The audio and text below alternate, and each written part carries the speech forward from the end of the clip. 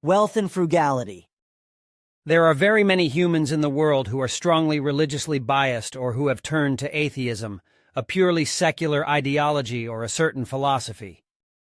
But there are also those who are not devoted to ideology, but simply live into the day without worrying or feeling about life, the world, the creation, death, or any other values, but whose whole thinking and acting is directed just towards the pursuit of mammon and wealth.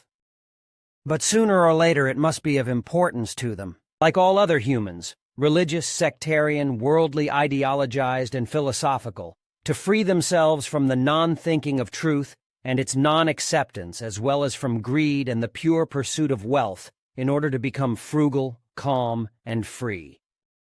If the human being does not know frugality, then they will be more and more selfish, because they want more and more.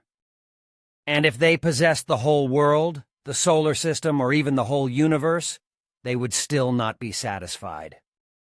But that in the human being himself or herself, in his or her humanity, in their thoughts and feelings and in their love, there is often bitter poverty, if no frugality is cultivated, but only wealth is pursued, that is not noticed. Nor does the loneliness in which the human being lives sink and atrophy. Non-frugal humans who only chase after wealth also live in poverty in such a wise that they can never know whether they are really loved by their fellow human beings when they feign to do so. Thus they live in their wealth and influence in constant uncertainty, whether a fellow human being shows them real, true love, or whether everything, which is the rule with a few exceptions, only corresponds to a feigned, object-oriented love and affection, and corresponds to pseudo-love and pseudo-affection aimed at using and gaining wealth. So it is that the human and his or her being are rarely really loved, but only their wealth and influence or their exalted kind of notoriety or activity, etc. If, however, their wealth dwindles, then the false love they are given also disappears, as do all false lovers and false friends.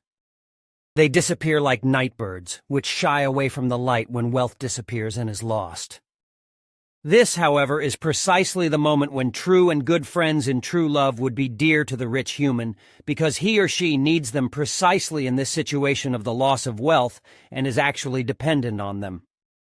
But this is not thought of by the rich during their enjoyment of their wealth, and certainly not by the skulking beneficiaries, whose love and friendship are of the wrong kind and only geared to profit and free riding.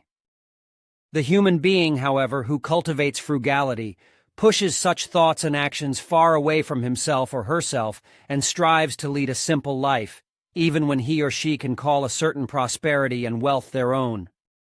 Thus, they remain modest and do not boast with their mammon, wealth, and abundance, turning also to the values of true love, knowledge, wisdom, and true inner and outer peace, as well as freedom and harmony, and thus finding inner and outer happiness. This person knows that wealth alone cannot produce happiness and all the other high values, unless the frugality is cultivated and respected. They know that money, fame, prestige, and wealth do not constitute the world and do not bring lasting happiness, and therefore do not constitute the meaning of life nor its goal, but that these high values lie in the consciousness-based evolution, as well as in the fulfillment of the creational laws and recommendations, and thus also in true love. Bruderberg, Bullock C.H., Sunday, the 10th of August, 1947, 1438, HRS Eduard, 10 years old.